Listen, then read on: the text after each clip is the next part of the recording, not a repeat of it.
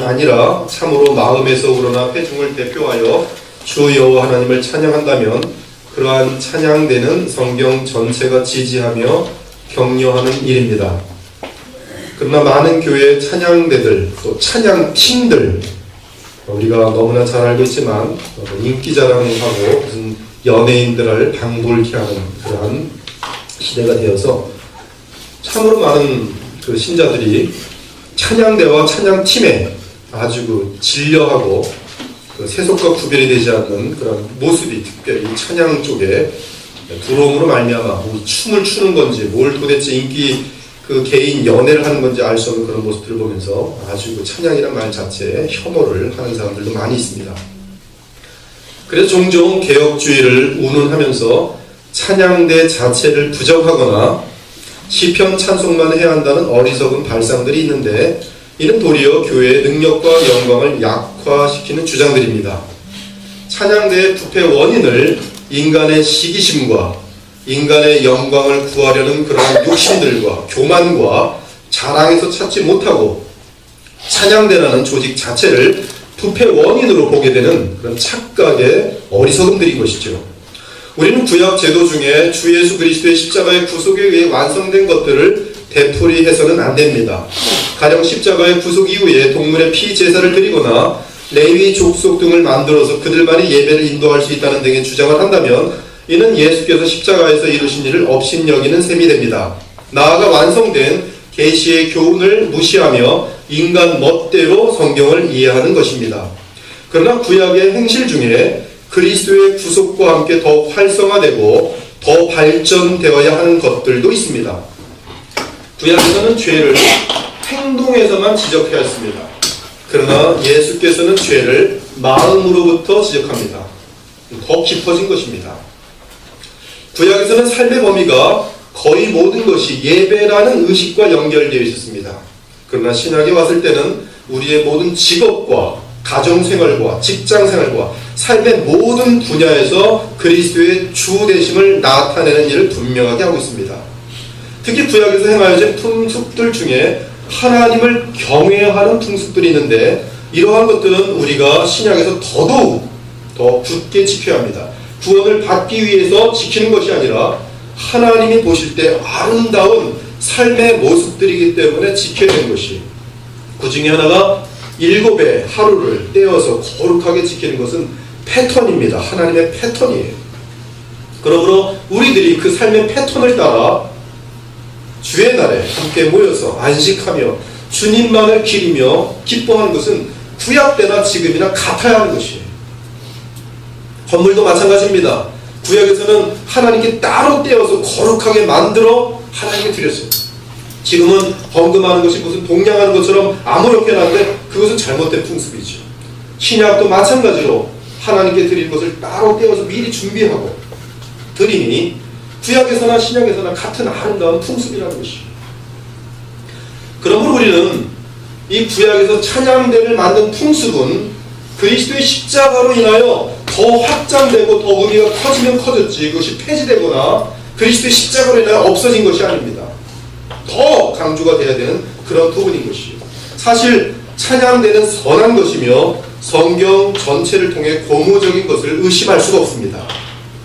나아가 하늘의 영원한 천상의 예배에도 찬양대가 따로 있습니다. 이 땅의 예배가 천상의 예배를 본다는 것이라면 이 땅의 교회는 찬양대를 두는 것이 바람직합니다. 그러나 절대로 잊지 말아야 할 것은 찬양대의 목적은 찬양대 자체의 영광을 드러내기 위함이 아니며 사람의 노래 자랑이 아니며 찬양대는 그들 자신이 보여서는 안 되며 그들이 바르게 활동하면 활동할수록 찬양 이후에 사람들의 마음에는 하나님의 나라가 보여하고 예수 그리스도가 보여하고 그분 때문에 예수님 때문에 하나님 때문에 감격하여 눈물이 흘려지는 현상이 나타날 때 찬양대가 바로 역할을 하는 것이에요. 그러나 그렇지 않고 예배를 마치고 나서 야, 그 찬양대 노래 잘했지? 그 찬양대 누구누구 이쁘지? 이건 예배를 망쳐놓은 주인공이 되는 것이죠. 우리는 계시록 4장과 5장을 보면서 천상의 예배를 보았습니다. 천상의 예배에는 찬양대는 두 가지를 찬양했습니다. 하나는 창조를 찬양하였고 다른 하나는 구속을 찬양했습니다. 따라서 하나님 아버지와 어린 양 예수 그리스도께 성령 안에서 감사로 찬양함이 찬양의 본질입니다. 예배의 본질은 하나님을 경외함 그리고 하나님을 감사함입니다. 한번 쫓아보죠. 예배의 본질은 하나님을 경외함, 하나님을 감사. 이것이 예배의 본질이에요. 근데 거기서 하나님을 감사하는 부분에 있어서 찬양대가 특별한 역할을 하고 있는 것이에요. 따라서 그러한 찬양은 예배의 본질로 이어집니다. 즉 예배는 주 하나님을 향한 감사가 반드시 들어있는 것이에요. 계시록 14장을 보면 모든 거듭난 신자를 대표하는 마지막 교회인 14만 4천이 나옵니다. 그런데 그들은 커다란 찬양대를 이루어 찬양을 올리고 있습니다. 또 내가 보니 보라 어린 양이 시온산에 섰고 그와 함께 14만 4천이 서 있는데 그들의 이마에는 어린 양의 이름과 그 아버지의 이름을 쓴 것이 있더라. 내가 하늘에서 나는 소리를 들으니 많은 물소리와도 같고 큰 우레소리와도 같은데 내가 들은 소리는 검은 고 타는 자들이 그 검은 고를 타는 것 같더라. 찬양입니다. 그들이 보좌 앞과 네 생물과 장로들 앞에서 새 노래를 부르니 땅에서 속량함을 받은 14만 4천 밖에는 능히 이 노래를 배울 자가 없더라. 이 찬양대에 대한 아주 영원한 그러한 귀한 말씀을 표현하고 있는 것입니다. 우리 그리스도의 보혈교회 전교인은 하나님이 기뻐하는 찬양대가 되어서 온 마음과 정성을 다하여 하나님을 찬양할 수 있기를 원합니다. 찬송할 때 대충 하지 마시고 가사의 뜻이 무엇인지 온 마음을 다하기 바랍니다. 그리고 때가 되면은 하나님께서 정하신 때가 되면 성경적인 찬양대를 세울 것입니다. 그렇다면 성경적인 찬양대가 무엇일까? 첫째, 세상의 모든 음악은 피조물을 노래의 대상으로 삼지만 성경적인 찬양대는 최고의 하나님과 주 예수 그리스도를 찬양합니다. 이단들을 보면 교주들을 찬양하죠. 진정한 찬양대는 우리 주 하나님과 우리 주 예수 그리스도를 찬양합니다. 둘째는 성경적인 찬양대는 찬양곡이 성경적이어야 합니다. 성경적인 찬양곡이란 그 곡이 작곡된 동기를 살펴야 합니다. 술꾼들을 위해 지어진 곡에 멋진 찬양 가사를 넣는다고 찬양곡이 되는 것이 아닙니다. 그런데 실제로 지금 많은 찬양곡들이 만들어진 동기가 작곡가가 세상의 술꾼들을 위해서 만들어 놓은 곡이 찬양곡으로 쓰이고 있어요. 심지어 뭐 저쪽에 청소년들이 대학생들이 따다다다다다다 그 노래 있잖아요. 그거 애들 원래 청년들 대학생들 NT 가서 놀라고 만들어 놓은 곡인데 거기다가 나를 사랑하는 주님 하면서 이제 가사를 딱 받고 찬양곡을 만드는 것이 이런 것들은 성경적인 찬양곡이 아니란 말씀입니다. 유행가에 성경적인 가사를 넣는다고 찬양곡이 되는 것이 아닙니다. 진심으로 마음속에서 하나님의 창조와 구원과 섭리를 감사하며 지어진 곡이 찬양곡으로 합당합니다. 그리고 마땅히 그 곡에 맞는 성경적인 가사가 붙어야 찬양대의 찬양곡이 될 수 있습니다. 그 가사는 이미 살펴본 것처럼 하나님의 창조와 예수 그리스도의 십자가의 구속과 성령님의 감화 감동을 포함한 주 여호와 하나님의 섭리를 노래해야 하는 것이. 셋째는 찬양대입니다. 찬양대는 단순히 음악을 하는 자들이 아니라 그리스도인의 삶을 철저하게 살아내는 자들이어야 됩니다. 즉 복음을 실현하는데 훈련이 된 자들이어야 돼요. 14만 4천의 특징이 정결하고 흠이 없고 오직 여호와 예수 그리스도를 따르는 자들이라고 되어 있어요. 그러므로 성경적인 찬양대의 자격은 성악 전공자들이 아니라 복음의 삶을 살아내는 자들이어야 돼요. 성도들이 볼 때 아이고 저 찬양대원 어저께 술 퍼마시고 앉아있더니 저기 가서 앉아있네. 사람들 다 알아요. 그 곡이 은혜가 되겠어요? 저 사람 어저께 사기쳐갖고 아주 악한 사람인데 사람들 다 안다고. 근데 찬양대에 앉아있으면 안 되죠. 그러므로 우리는 예수로 말미암아 항상 찬송의 제사를 하나님께 드리자. 이 찬송의 제사가 무엇인가? 오직 선을 행함과 서로 나누어 주기를 잊지 말라. 하나님은 이 같은 제사를 기뻐하느니라. 그러므로 찬양대의 자격은 반드시 거듭난 자이어야 하고 나아가 복음의 삶을 살아내는 성숙한 신자여야 합니다.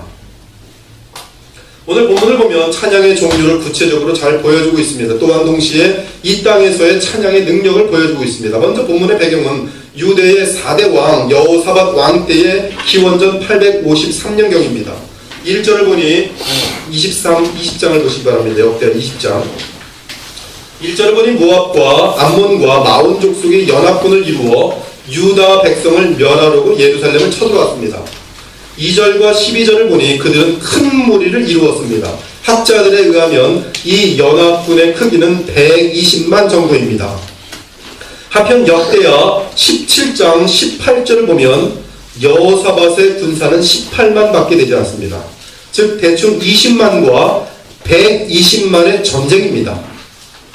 현실적으로 보면 계란으로 바위를 깨는 전쟁과 다를 바가 없습니다. 이러한 상황은 유다 백성이 감당할 수 없는 불가능한 상황입니다. 20만, 즉 18만과 120만의 싸움이 오늘 본문은 이러한 상황을 만날 때 어떻게 하면 승리할 수 있는지 그 승리의 비결을 알려주고 있습니다. 지금 여러분이 감당할 수 없는 불가능한 상황은 무엇입니까? 결혼입니까? 공부입니까? 사업입니까? 대인관계입니까? 아니면 가정구원입니까? 특히 영혼구원의 문제에 있어서는 참으로 불가능해 보일 때가 많습니다.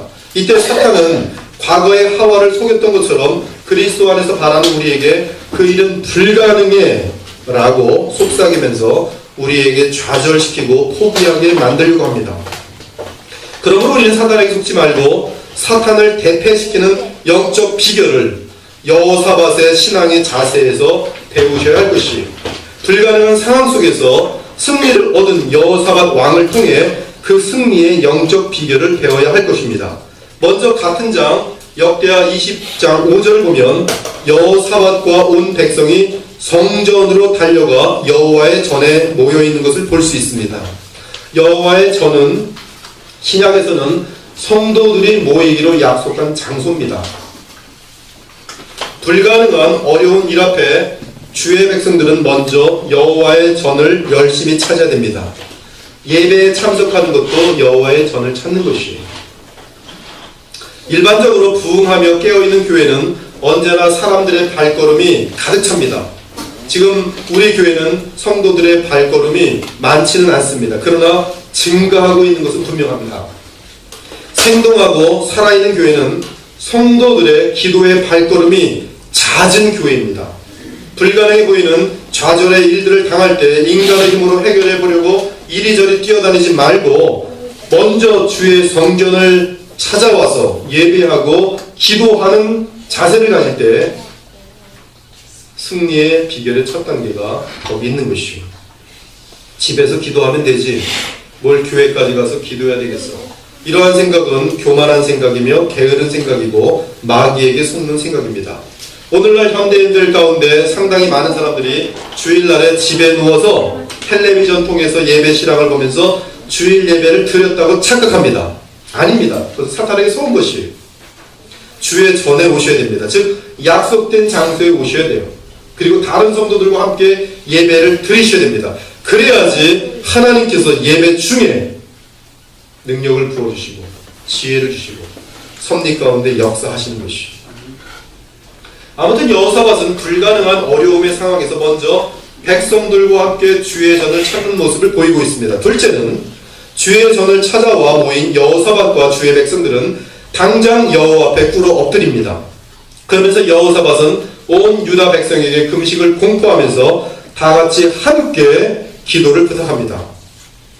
따라서 여호사밧과 온 백성들은 함께 성전에 모여 간절히 기도하게 됩니다. 위기를 당한 여호사밧은 무엇보다도 자신이 먼저 기도하였고 나아가 백성들로 하여금 기도하게 하였습니다. 그리고 기도할 때 여호사밧과 이스라엘 백성들은 식음을 전폐할 정도로 간절히 여호와 하나님의 도움을 구하였어요. 우리 하나님이여 그들을 징벌하지 아니하시나이까. 우리를 치러오는 이 큰 무리를 우리가 대적할 능력이 없사옵니다. 어떻게 할 줄 알지도 못사옵니다. 오 하나님 주만 바라봅니다. 역대하 20장 10절입니다. 그들은 온 마음과 정성을 다하여 하나님께 매여들었습니다. 그리고 오늘 우리가 읽은 본문의 13절입니다. 유다 모든 사람들이 그들의 아내와 자녀와 어린아이와 더불어 여호와 앞에 섰더라. 14절을 보니 여호사밧과 백성들이 간절히 기도할 때 놀라운 일이 생겼습니다. 여호와의 영이 회중 가운데 임하여 말씀하십니다. 하나님은 우리가 처한 상황에 대해서 말씀을 주심으로 문제를 해결해 주십니다. 말씀 주세요. 여호와의 전에서 힘을 다해 함께 기도할 때에 여호와의 영이 임하였고 하나님의 말씀이 임하게 됩니다. 어쩌면 이 자리도 저는 모르지만 어떤 사람은 지금 굉장히 힘든 가운데 있을지 모르겠어요. 여호와의 전에 왔습니다. 하나님의 말씀이 설교들을 통해서 지금 선포될 수가 있는 것이 그 사람에게 정확하게. 이때 야시엘이 하나님의 말씀을 대언합니다. 뭐라고 대언하는가? 온 유다와 예루살렘 주민과 여호사밧 왕이여 들을지어다.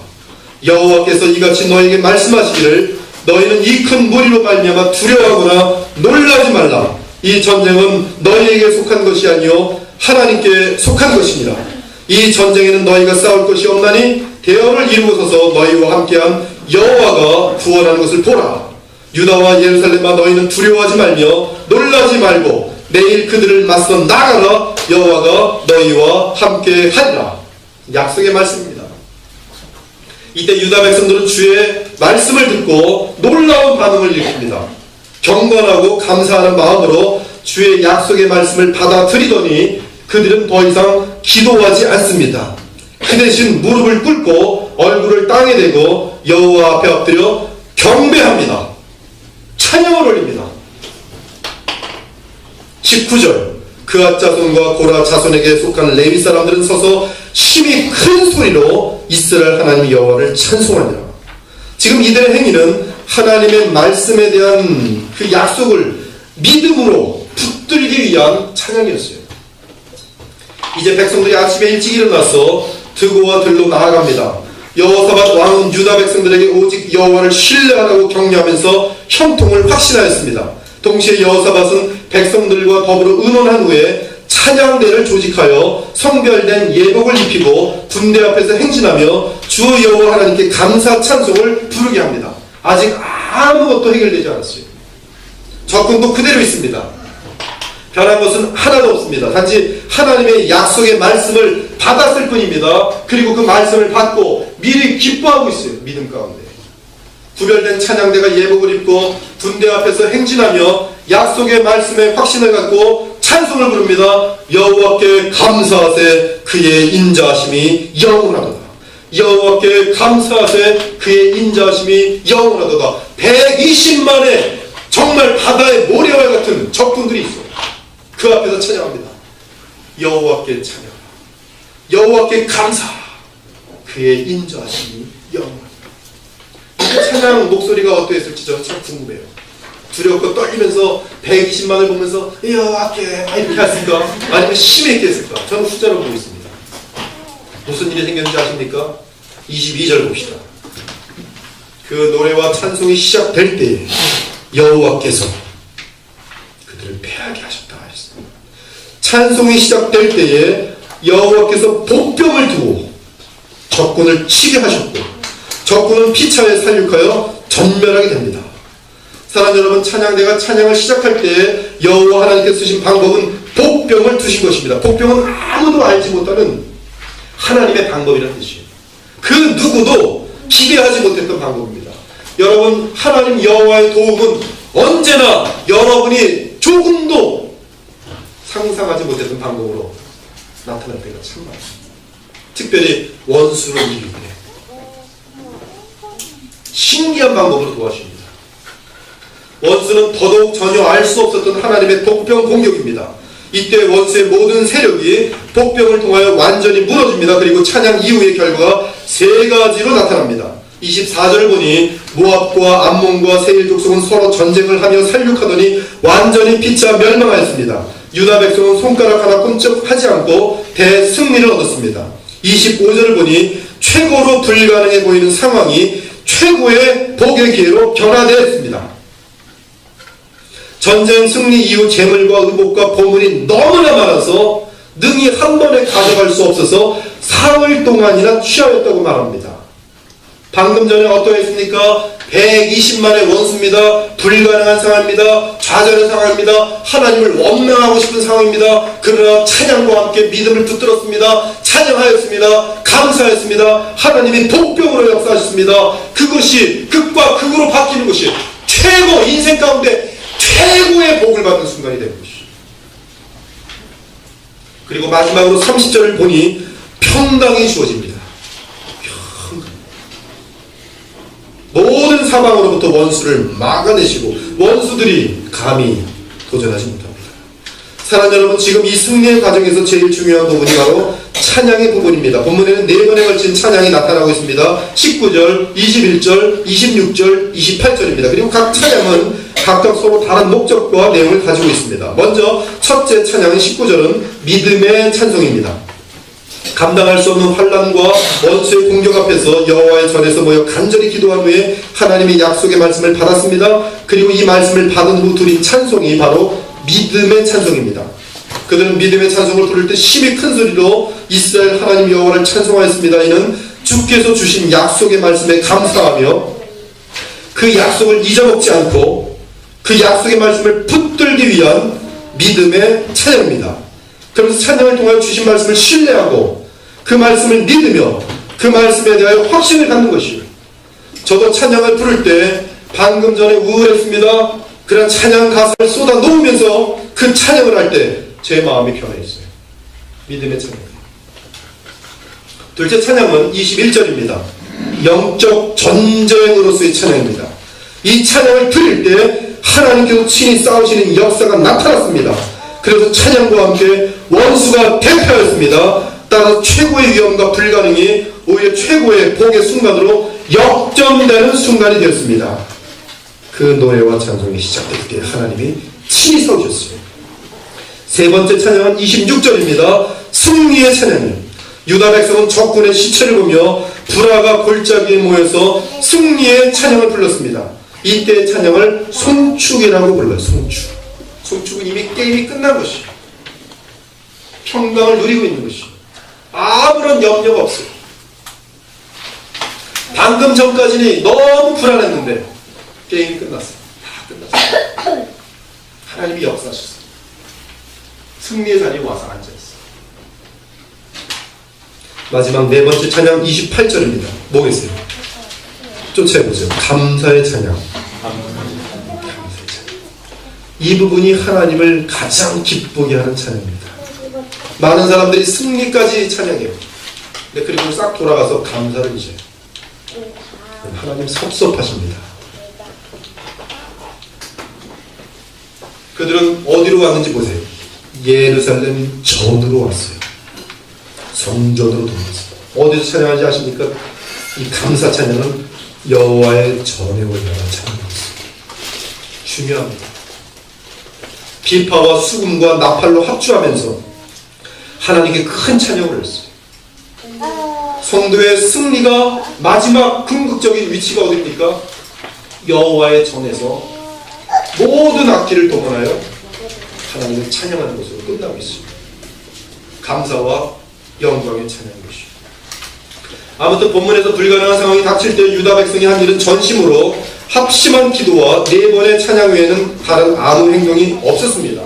그리고 이 4번의 과정에 걸친 찬양의 결과는 이미 우리가 살펴본 것처럼 29절과 30절을 보니 다시는 원수가 함부로 덤비지 못합니다. 그리고 참된 평강을 누리며 하나님의 나라와 기쁨을 체험했다는 내용이 오늘 본문인 것입니다. 사랑하는 여러분, 어린이 찬양 중에 찬송을 부르세요. 찬송을 부르세요. 그럼 어떻게 돼요? 놀라운 일이 생깁니다. 놀라운 일이 있어요. 얼마나 귀한 찬양인지 몰라요. 이 찬송에 대한 능력을 아주 잘 표현하고 있습니다. 놀라운 일이 생깁니다. 그러면 찬송할 때 왜 놀라운 일이 생깁니까? 만약 찬송이라는 음악에 능력이 있다고 믿는다면 이는 마술이 되면 미신이 되는 것이에요. 찬양에 대한 많은 설교를 들은 사람들이 찬양이라는 데는 어떤 매직이 있나 보다. 자, 찬양을 하자. 찬양을 하자. 그래서 노래 같은 것이 뭐 어떤 곡이 나가면서 무슨 성경이 막 역사하고 곡에 따라서 이거는 아주 굉장히 위험한 발상이죠. 미신입니다. 원수가 나타났으니 찬송을 불러야겠다. 그럼 이 찬송 때문에 원수가 달아나겠지. 이렇게 생각한다면 아무 일도 발생하지 않을 뿐더러 미신이 됩니다. 나아가 마귀에게 사로잡히기 안성맞춤입니다. 이런 시간은. 그렇다면 목사님 왜 오늘 찬양을 할 때 놀라운 일이 발생하였습니까? 첫째는 찬송할 때 믿었기 때문에 그래요. 무엇을 믿은 것입니까? 하나님의 약속을 믿은 것입니다. 하나님의 신실하심을 믿은 것입니다. 성경을 믿은 것입니다. 성경은 하나님을 가장 기쁘게 하는 것이 무엇이라고 합니까? 믿음입니다. 믿음이 없이는 하나님을 기쁘시게 하지 못하나니 하나님께 나아가는 자는 반드시 그가 계신 것과 그가 자기를 찾는 자들에게 상 주시는 이심을 믿어야 할지니라. 그러므로 여호와 하나님의 성품을 믿음으로 드리는 찬송은 주께 큰 기쁨이 됩니다. 내가 노래로 하나님의 이름을 찬송하며 감사함으로 하나님을 위대하시다니 이것이 소 곧 뿔과 굽이 있는 황소를 드림보다 여호와를 더욱 기쁘시게 하게 될 것이다. 둘째는 찬송할 때 구속주를 바라보기 때문에 놀라운 일이 발생합니다. 구속주, 구원자 우리 주 예수 그리스도, 구원자 여호와 하나님을 바라봄으로 놀라운 일이 발생하는 것이죠. 오늘 주의 약속은 구원입니다. 신구약을 통틀어서 보면 하나님의 가장 큰 관심은 주의 백성의 영원한 구원입니다. 이를 위해 주 예수 그리스도께서 십자가에서 구속을 이루셨습니다. 우리가 구속주이신 예수 그리스도를 바라보며 찬송할 때 십자가의 능력이 나타나도록 되어 있습니다. 이 능력은 보통 불가능한 상황 속에서도 우리의 마음에 기쁨과 평강을 주는 능력으로 나타납니다. 사랑하는 여러분, 마귀가 가장 두려워하는 것은 구속의 찬양입니다. 십자가를 찬송하는 것이죠. 그 이유는 십자가는 하나님께서 주의 백성을 구원하기 위한 절대적인 능력과 생명의 근원이 되는 객관적이며 역사적인 사건이기 때문입니다. 사울왕이 귀신 들렸을 때 다윗은 수금에 맞추어 찬양을 불렀어요.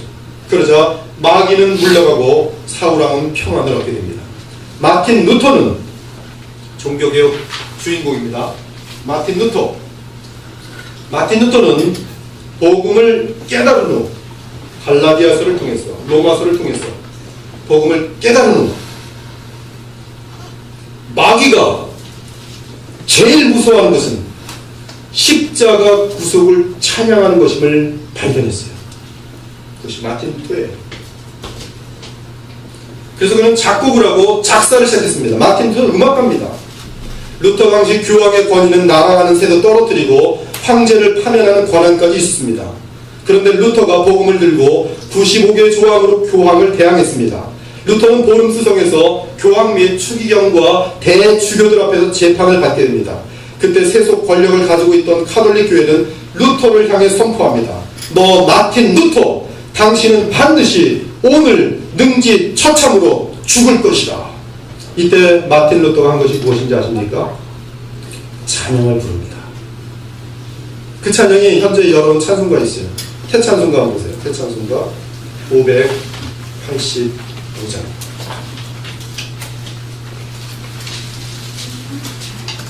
역사적인 배경 가운데 지어진 찬양입니다. 왼편에 보면 작곡가가 누구로 되어 있죠? 몇 년입니까? 네, 보름수 재판을 받던 해입니다. 내주는 강한 성이요 방패와 병기 되시니 큰 환난에서 우리를 구하여 내시리로다. 옛 원수 마귀는 이때도 힘을 써 모략과 권세로 무기를 삼으니 천하에 누가 강하냐. 3절 보세요. 이 가사와 곡이 엄청납니다. 한번 해볼까요? 3절만 좀 불러보시죠. 한번.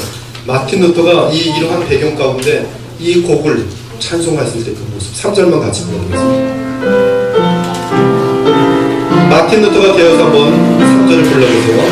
2절과 다시 한번 2절 3절을 불러보죠. 힘차게 불러봅시다. 내 힘만 오직할 때는 패할 수밖에 없도다. 그 믿는 장수 나와서 날 대신하여 싸우네. 이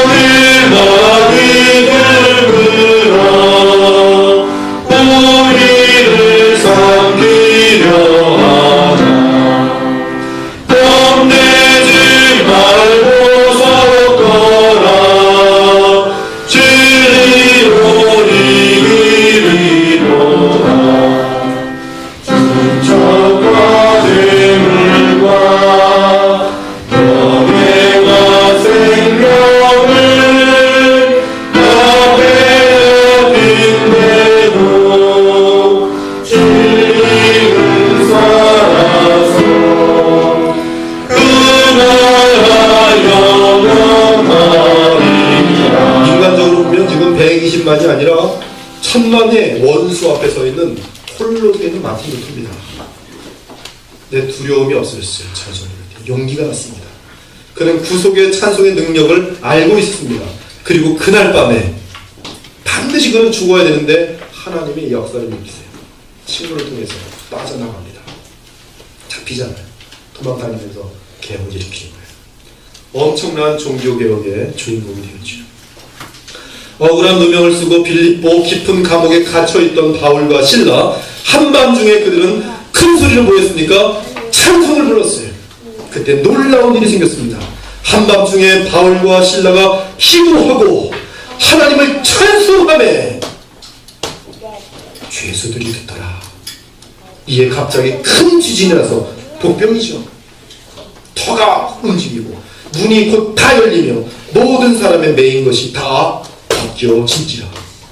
하나님의 역사하십니다. 사랑하는 여러분, 찬송을 부르기 바랍니다. 십자가의 찬송을 부르기 바랍니다. 감사의 찬송을 부르시기 바랍니다. 믿음의 찬송을 부르시기 바랍니다. 죄를 범하면서 찬송할 수 없습니다.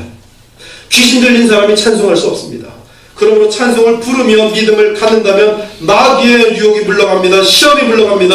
가정에서 찬송을 자주 부르면 아이들이 새 속에 쉽게 물들 수가 없어요.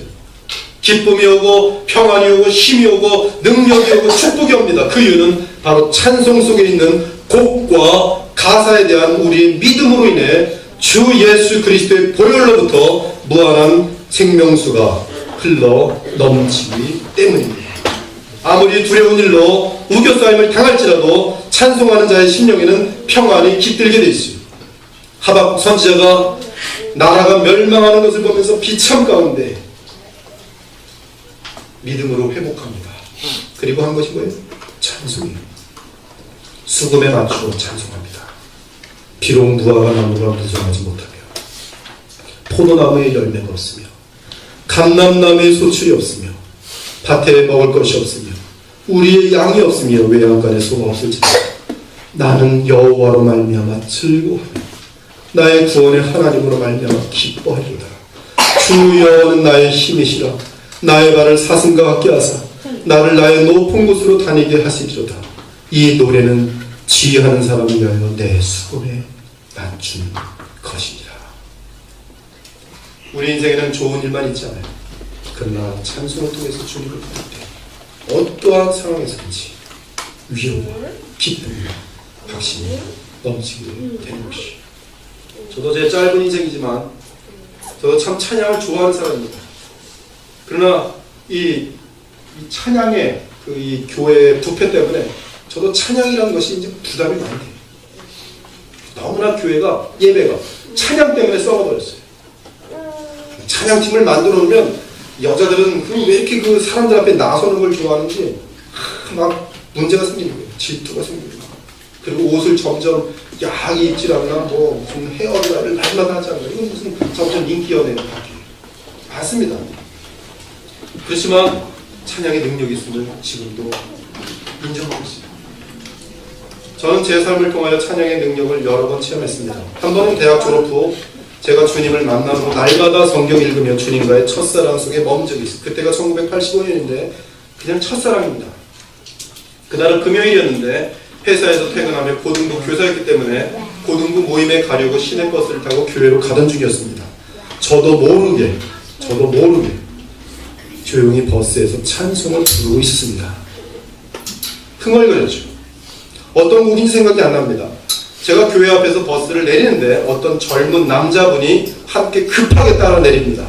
눈에는 눈물이 가득 차 있었어요. 버스를 따라 내린 그분이 길에서 제게 고백을 합니다.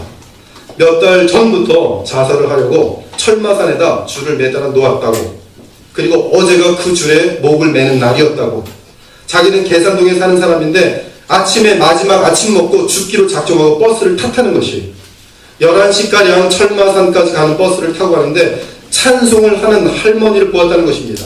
그 찬송을 들으면서 어렸을 적 동네에서 놀던 교회에서 듣던 찬송가가 생각이 나서 눈물이 나고 향수에 젖었다는 것이 이제 자기는 죽을 건데, 그런데 산에 올라가 목에 줄을 매는데 줄이 3번 끊어지면서 3번 자살을 실패하게 됩니다. 그때 생생하게 묘사해줬어요. 목을 했는데 탁 뛰네 뚝 끊어지고 3번. 아이 다 배주고 가겠다. 그래서 하나님 그래 교회 가서 딱 한 달만 하나님을 한번 믿어보고 그리고 그것도 아니면 그때 와서 죽자. 죽는 게 이렇게 급한가. 그리고 결심하고 철마산에서 버스를 탔는데 제가 탄 버스를 탄 것이에요. 그리고 제 뒤에 앉아서 있었는데 제가 저도 모르게 찬송을 하는 것을 본 것입니다. 그리고 무작정 따라 내린 것이에요. 우리 함께 교회에 내려 고등부 학생들에게 그분의 간증을 듣게 했어요. 그분을 위하여 함께 간절히 기도했습니다. 얼마나 많이 울고 함께 주님의 이름을 불렀는지 그때 바로 그 고등부 학생들이 다 변해서 나중에 예담회라는 것도 만들고 그냥 많은 지금 곳에 나아가서 하나님의 사람들로 많이 수고하고 있어요. 바로 그날 죽음 앞에 있던 한 영혼이 주께로 돌아온 날입니다. 사랑하는 여러분, 찬송에는 능력이 있습니다. 왜냐하면 찬송할 때 하나님께서 역사하기 때문입니다. 우리가 그리스도의 십자가를 찬송하며 하나님께 감사 찬양을 드릴 때 하나님은 하늘에서 신이 나셔서 주님의 위대하신 역사를 마음껏 행하신 것이 보좌에 앉으신 이와 어린 양에게 찬송과 존귀와 영광과 권능을 세세토록 돌릴지어다. 또 내가 보니 불이 섞인 유리바다 같은 것이 있고 짐승과 그의 우상과 그의 이름의 수를 이기고 벗어난 자들이 유리 바닷가에 서서 하나님의 검은고를 가지고 하나님의 종 모세의 노래 어린 양의 노래를 불러 이르되 주 하나님 곧 전능하신 이여 하시는 일이 크고 놀라우시도다. 만국의 왕이시여 주의 길이 의롭고 참되시도다. 주여 누가 주의 이름을 두려워하지 아니하며 영화롭게 하지 아니하오리까. 오직 주만 거룩하십니다. 주의 의로우신 일이 나타났음에 만국이 와서 주께 경배하리다. 이것이 영원한 참. 사랑하는 여러분, 주 구원은 우리의 영원한 하나님이요 그분의 어린 양 주 예수 그리스도 안에서 영원히 주시는 무한한 은혜입니다. 쫓아보죠. 감사의 찬양이 신자의 진정한 영원한 승리이다. 여러분이 승리했을 때 나오는 것이 무엇인지 아십니까? 감사의 찬양. 그것이 진정한 승리. 아직 그 자리까지 가지 못했습니다. 아직 승리한 것이야. 여러분의 상황이 지금 어떠합니까? 저는 알지 못하지만 주님께 맡기십시오. 찬송하십시오. 이미 그러면 여러분은 승자가 된 것입니다. 왜 승리할 수 있습니까? 환경 때문이 아니에요. 바로 우리의 구원자신 전능하신 하나님 그리고 우리를 위해서 자기의 생명까지 아끼시는 우리 주 예수 그리스도 때문에 이미 우리는 믿음으로 승리하여 승리와 감사의 찬양을 올릴 수가 있는 것입니다. 함께 기도하겠습니다. 주 하나님 감사합니다. 저희들 어떤 상황이든지 하나님 믿음으로 주님을 붙들게 하시고 어떤 상황이든지 우리를 위해서 자기의 생명까지 바친 하나님의 사랑을 인하여 찬양함으로 주님 승리의 자리에 날마다 머물 수 있는 그런 주의 백성들이 되게 하여 주시옵소서. 하나님 저희들 이 세상을 살아갈 때에 찬양의 능력을 잊지 말게 하시고 언제나 우리 주 하나님과 주 예수 그리스도께 돌아와 주님께 그 약속을 붙들고 일어서는 하나님의 귀한 자녀들로 인도하여 주옵소서. 우리 주 예수 그리스도 이름으로 기도합니다. 이 시간에 예비하신 오늘 하나님께 받겠습니다.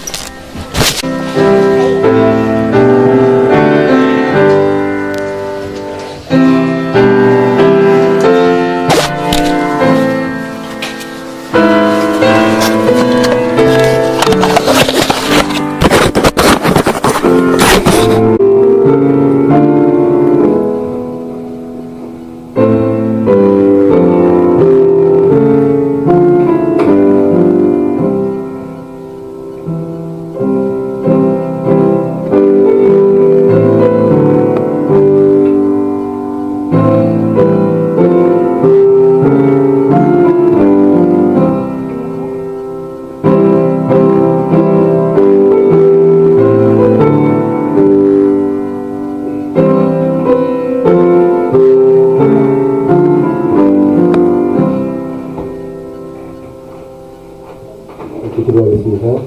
주 하나님 감사합니다. 오늘도 주 예전에 나올 수 있도록 우리에게 건강 주시고 또 시간도 허락해 주시고 또 좋은 교회 허락해 주셔서 하나님 얼굴을 배우며 예배하게 하신 것 정말 감사합니다. 우리의 마음과 삶을 주님께 다 헌신하여 드리는 신앙의 고백으로 하나님 예물을 믿음으로 드립니다. 우리 주 예수 그리스도의 십자가의 그 희생에 하나님 기릴 수 있는, 감사할 수 있는 인물템으로 하나님께서 우리의 마음을 받으시고 우리의 인생을 받으셔서 역사해 주시며 함께하여 주시길 간절히 원합니다. 다치는 손길들마다 하나님께서 또한 함께 하시고 다치지 못한 손길에도 주께서 더 큰 은혜로 함께 하셔서 우리 모두가 하나님 은혜 보좌 앞에서 기쁨과 평강을 누릴 수 있는 복된 자녀들이 되려 하옵소서. 예물이 쓰이는 곳에 하나님 나라가 확장되며 주님의 복음이 날마다 선포되게 하여 주옵소서. 우리 주 살아계신 예수 그리스도 이름으로 기도합니다. 아멘. 우리 서로 인사의 시간입니다. 반갑게 인사해 주시면 감사하겠습니다. 앞뒤로 서로 서시고.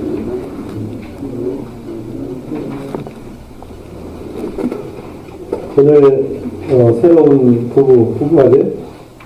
맞아요? 부부가 아닌데 또 부부라면 큰일 나죠. 예, 한 부부가 새로 있습니다. 박수 환영하겠습니다. 예, 감사합니다. 예, 우리 정윤지 자매님 함께 예배드립니다. 박수 환영하겠습니다. 네, 특별한